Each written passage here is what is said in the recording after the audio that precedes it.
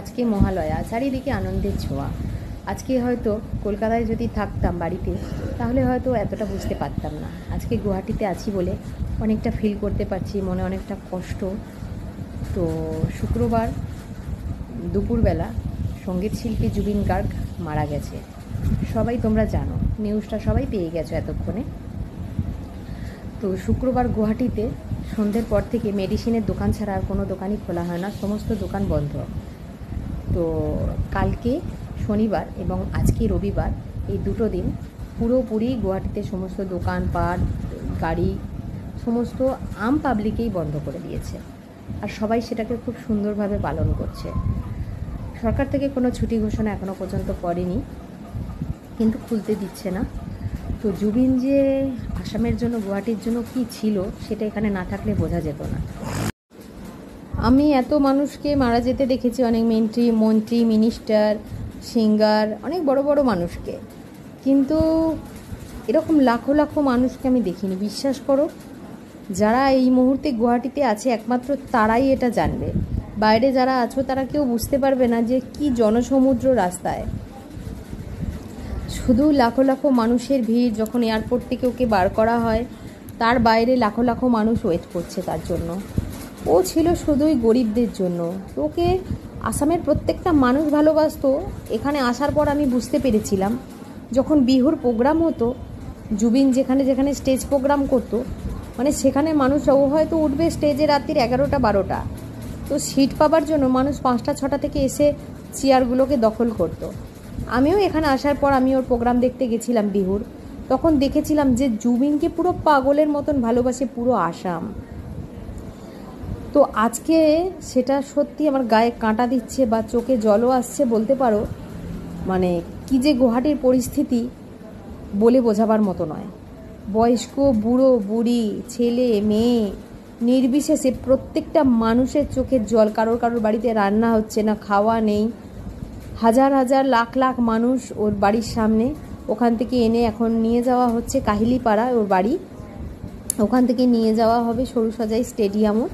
ওখানে স্টেডিয়ামে রাখা হবে ওর দেহটা, এবং সবাই ওকে দেখতে পারবে। সবার অনুমতি আছে দেখার জন্য, তো সবাই সেখানে দেখতে পারবে। পুরো আসাম থেকে লোক গুয়াহাটিতে এসে গেছে ওকে দেখার জন্য।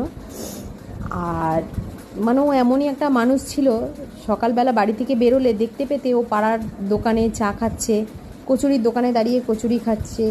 ও যে এত বড় একটা মানুষ ছিল, ওকে কেউ দেখলে বলবে না। ওর মধ্যে কোনো ঘমণ্ড ছিল না। এরকম একটা মানুষ ছিল যে 40টা ভাষায় গান করেছে।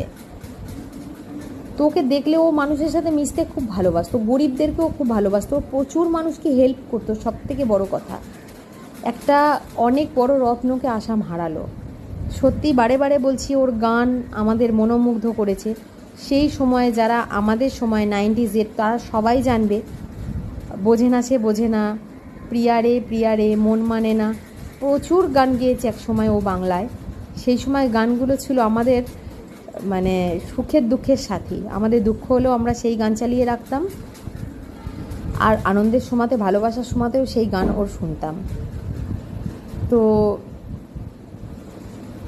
আসামিজ ভাষায় ও কিছু গান করেছে যার মিনিংগুলো এতটাই ভালো যে বলার কথা না। অনেক ট্যালেন্ট ছিল, সত্যি একটা বড় ট্যালেন্ট চলে গেল। এটা গড গিফটেড ছাড়া কিছুই না, ভগবানের আশীর্বাদ ছাড়া কিছুই নয়। অনেকটা ছিল জুবিনদা অরিজিৎ সিংয়ের মতো, যার কোনো রকম কোনো গ্যাদা নেই, কিছু নেই, গুমর নেই যে আমি এত বড় একটা সিঙ্গার বা কিছু। এইরকম ছিল জুবিনদা। আসামে সবাই এক নামেই জুবিনদা। প্রত্যেকটা মানুষ ওকে ভালোবাসতো, জানতাম। এত হাজারে হাজারে কাতারে কাতারে মানুষ ওর জন্য যে এত কান্নাকাটি করছে, ওকে যে বাড়ির ছেলেদের থেকেও বেশি ভালোবাসতো। এবং অনেক মানুষের রিলেটিভ মারা যেত, এইরকম কাঁদতে আমরা দেখিনি। মানে 10-12 পা এগিয়ে তো এগোতে যাবে, দেখবে যে একটা করে শ্রদ্ধাঞ্জলি, সেখানে হাজার হাজারে প্রদীপ মোমবাতি জ্বলছে, তার বিশাল বড় ব্যানার, সেখানে মালা দেওয়া, তাকে সাজানো। এইরকম অবস্থা। অনেক মানুষ অসুস্থ হয়ে গেছে। ও যে আসামের কাছে কি ছিল সেটা আজকে বুঝতে পারছি। আগে জানতাম, কিন্তু এতটা বুঝতে পারিনি। আজকে যেটা বুঝতে পারছি, আজকে শুক্রবার দিনকে দুপুরবেলা মারা গেছে, শনিবার, আজকে রবিবার। এখনও সেই মানুষরা একইভাবে একই রকমভাবে সবাই ওর জন্য ওয়েট করছে, অপেক্ষা করছে কখন ওর বডি আসবে। তো দোকানপাট মানে ভারত বন্ধেও এরকম বন্ধ হয় না, আমি পরে শেয়ার করব তোমাদের সাথে। ভারত বন্ধে এরকম হয় না, সমস্ত মল থেকে, দোকান থেকে, ছোট পান মশলার দোকান থেকে কোনো এমন দোকান নেই যারা খুলেছে। আর যারা ঈদের সময় মুসলিমদের দোকান ঈদে বন্ধ থাকে বা আসামিজদের দোকান বিহুর সময় বন্ধ থাকে, তারা মানে বন্ধ থাকে না, বন্ধ থাকে না, তারা বন্ধ করে না, জানে কিছু বেচা কেনা হবে, তারা পর্যন্ত আজকে শাটার বন্ধ, তালা ঝুলছে।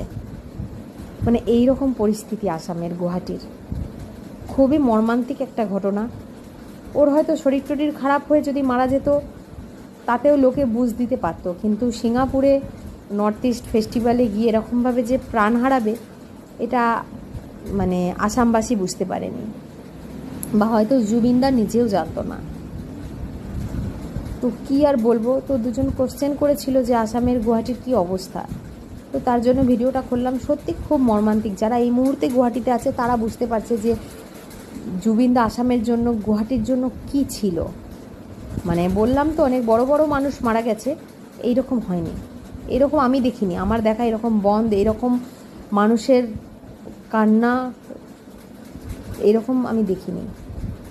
মানে ও যে কী ছিল, ও যে মানে কি দিয়ে গেছে, তার জন্য ওর প্রতি এত মানুষের ভালোবাসা, সেটা বুঝতে পারছি।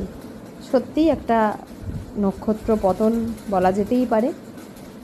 আর কি বলবো, জুবিনদার আত্মার চিরশান্তি কামনা করি, যেখানেই থাক ভালো থাক, এটাই বলবো, আর কিছু বলার নেই। তো সরকার থেকে একটা জায়গা ঠিক করা হয়েছে যেখানে শেষকৃত্য সম্পন্ন হবে, কোনো